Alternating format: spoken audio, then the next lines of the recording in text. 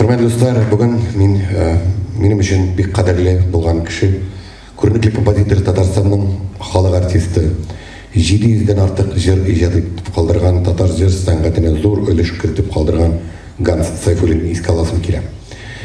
Әгер де менің ижадым білән якыннан таныш болсағыз, ең бірінші Татарстанға келіп профессионал сәхнәдә ижад ете башлагач, халыкара татар жыр 95 жыр бәйгесендә Илһам Шакиров кулыннан икенче премия лауреаты исемен алгач, профессионал җырчылар арасында Ганс Сайфуллин миңа иң беренче ярдәм колын сузды. Минем репертуарымда булдырды, мине халыкка танытты. Без аның белән 22 ел кулга-кулда танышып хезмәттәшлек иттек. 2017 елны Ганс абый вафат булды. Бик зур югалту булды минем өчен. Менә 26 февраль көнне аңа 80 яшь булган булыр иде. Шуңа күрә шәхесне искә алып, аның гаҗәеп бер матур җырын бүләк итәсем килә сезгә.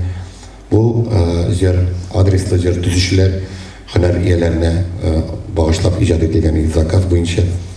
Жырның авторы Татарстан Республикасының түзүчеләр Содружествоның президенты Рим Шафикович Халитов ижад етті бұл жырның сөздерін. Ганс Сайфуллин музыкасы, Рим Халитов сөздері, түзүчеләр жыры.